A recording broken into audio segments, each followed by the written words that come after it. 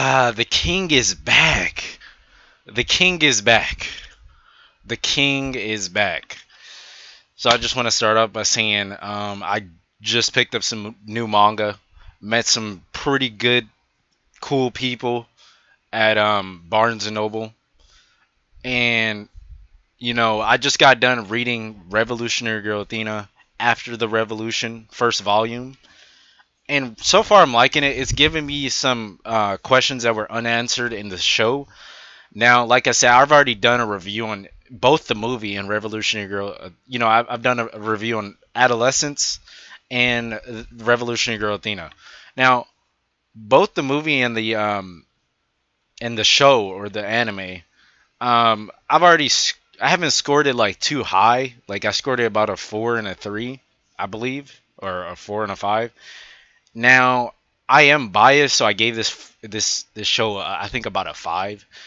But I want to give it, I obviously want to give it a higher rating out of 10, but I just couldn't. I'm not gonna be completely biased. Like, yes, this is one of my favorite series, but I'm not gonna just go around saying it's the best thing ever. But what I will say is that I do, and I am vastly enjoying this manga. I want to buy the regular Revolutionary Girl Athena manga as well, but I'm definitely gonna read the After the Revolution, because After the Revolution is supposed to be following up from after the anime, where the anime left off basically. And I've already finished the anime recently, so I definitely want to buy all these and read them. I'm very interested. The first volume was I loved how they did it. So basically it goes into depth. I'm not gonna spoil anything, but it goes into depth on just gives us like more character depth and character building, and seeing how like the characters are progressing and what they're going through, and like and how everything started. Not necessarily how everything started, but people basically the characters are revolutionizing themselves. So basically, they're solving all their problems and cases. So first you have, let me actually pull it up on my enemy list on another tab. Let me see, because I might have forgotten some of the characters' names, because so like I said, some of them were. Let me see, Revolution Girl Athena. So first you have Toga and Saionji. You have Toga and Saionji's story. Um, and then so they go in depth on their story, on their little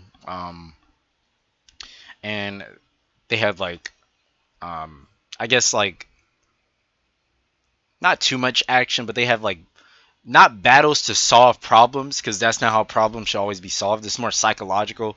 The book is actually getting more into psychological, and I mean the anime was always psychological, but like I said, it wasn't a truly proper deconstruction. But I feel like the book is even better. The manga is dead. If you want to read Revolutionary Girl Athena or watch the anime, just read the manga. Trust me, it's vastly superior. Um, I would say, like, if I'm gonna give the anime a 5 due to bias, I'm gonna give the manga about a 6. But you got Toga and Saionji's story. Then you have Juri, and I forgot her love interest. Let me see.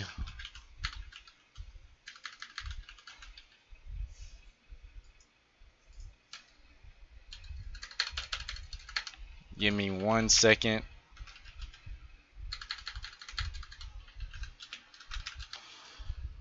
So I forgot what the girl's name was. Oh yeah, Shiori.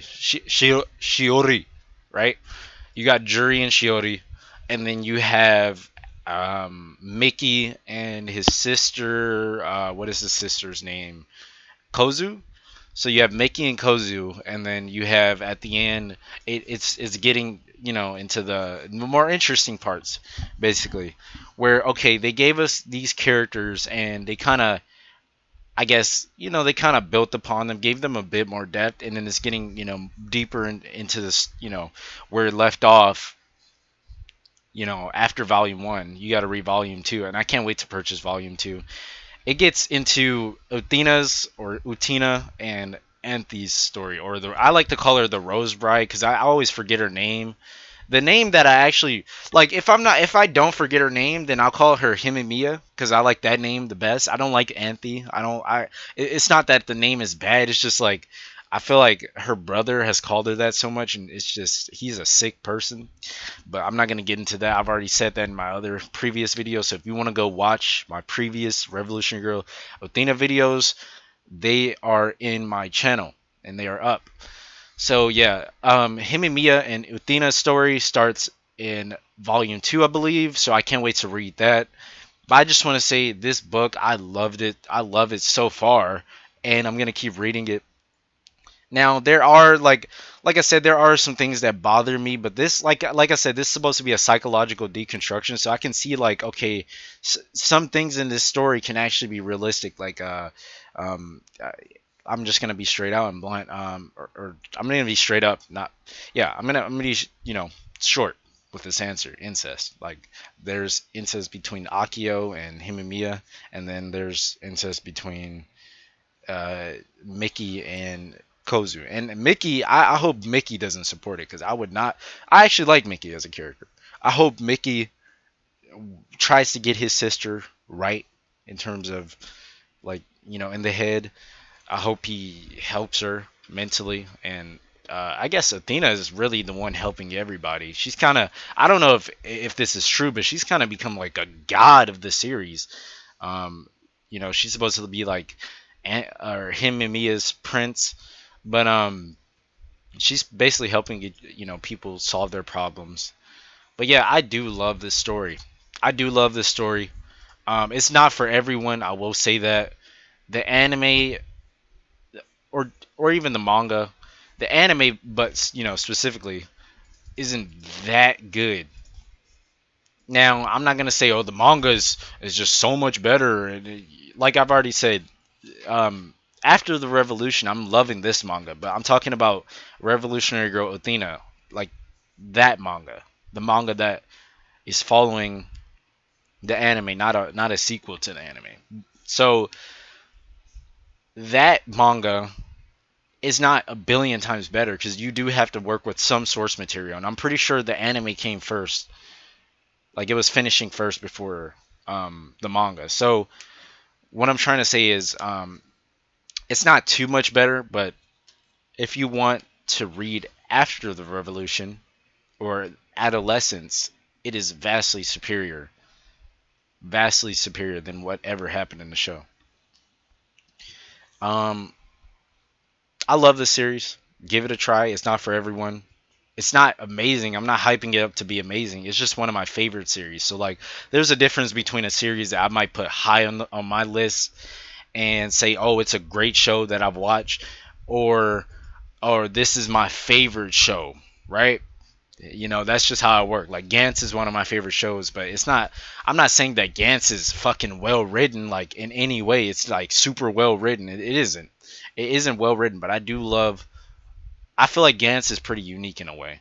You know, I do love all the sci-fi and the psychological shit that happens in Gantz and all the blood and gore. So that's why I love Gantz. It's not every show has to be super deep and complex. And also remember not only to read and watch a series, please read and watch a series before you call it your favorite, like more than once. Like I've watched Revolutionary Girl Athena 3 times already. So I can definitely say that this is one of my favorite series. Now, like I said, it isn't that good. It isn't for everyone, but I love it. Check out the series. And one more thing I want to touch upon. Um, so whenever I get my volume 2, I'll be doing a recap on that. I'm not saying, I'm not gonna say the things that happened in the volume because you can go read it yourself. Like I'll give you a summary of my thoughts, but I'm not gonna spoil you. So you can go read it for yourself if you're interested. If you're not, then hey, that's okay too.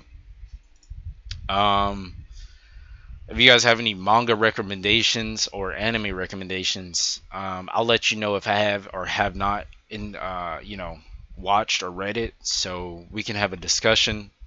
Just make sure you comment, and I'm very interested to hear everyone's thoughts. And I just want to say peace.